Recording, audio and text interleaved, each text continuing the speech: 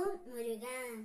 என் அன்பு பிள்ளையே, ஆச்சரியமான ஒரு உண்மையை உன்னிடம் நான் கூறப்போகின்றேன். யாரை நினைத்து இந்த பதிவை நீ கேட்கின்றாயோ அவரே நாளை காலையில் உன்னிடம் வந்து விடுவார் தங்கமே. நீ ஏன் என்னிடம் பேசும் போது எல்லாம் உன்னையும் அறியாமல் அழுகின்றாய்? என்னை தரிசிக்கும் போதும் என்னை பிரார்த்தனை செய்யும் போதும் உன் கண்களில் கண்ணீர் வருகின்றது. நீ என் மேல் வைத்துள்ள அளவற்ற அன்பையும் நம்பிக்கையும் நான் அறிவேன். நீ இதுவரை இழந்ததை மீட்கும் சக்தி நிச்சயம் உனக்கு கிடைக்கும். உன்னுடைய பேச்சில் கவனம் தேவை. வீண் பயம் கொள்ளாமல் இரு. உன் பலம் உனக்கே இவ்வளவு உனக்கே தெரியாமல் இருந்தது. இனி தெரிய ஆரம்பிக்கும் பிள்ளையே.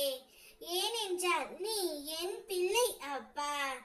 என் பிள்ளை உனக்காக பலமின்றி போகும். விரைவில் நீ உன் பலத்தை வெளிப்படுத்துவாய் பிள்ளையே. நீ யார் என்பதை நிச்சயம் இந்த உலகம் அறியும். நாளையே உன்னுடைய வாழ்க்கையில் ஒரு சிறு மாற்றம் வரும். சில விஷயங்களை நீ வேண்டினாய், அது உனக்கு நாளையே கிடைக்க போகின்றது. யாரை நினைத்து நீ விரும்பிக் கொண்டு இருக்கின்றாயோ, யார் என்னிடம் வர வேண்டும் என்று ஏங்கிக் கொண்டு இருக்கின்றாயோ, யார் இல்லாமல் உன்னால் இருக்க முடியவில்லையோ, நாளை நிச்சயம் அந்த நபர் உன்னிடம் வந்து விடுவார் தங்கமே. உன்னிடம் அகங்காரமாக நடந்து கொண்டவர்கள் யாராக இருந்தாலும் அவர்களுக்கு நான் பாடம் புகட்டுவேன். தவறையும் உணர வைப்பேன். உன்னை பயன்படுத்திவிட்டு உதாசீனம் செய்பவர்களை நான் பார்த்து கொள்கின்றேன். ஏனென்றால் நீ என்னுடைய பிரியமான பிள்ளை. உன் மனம் கலங்கும் போது நான் உனக்காக வராமல் இருப்பேனா தங்கமே?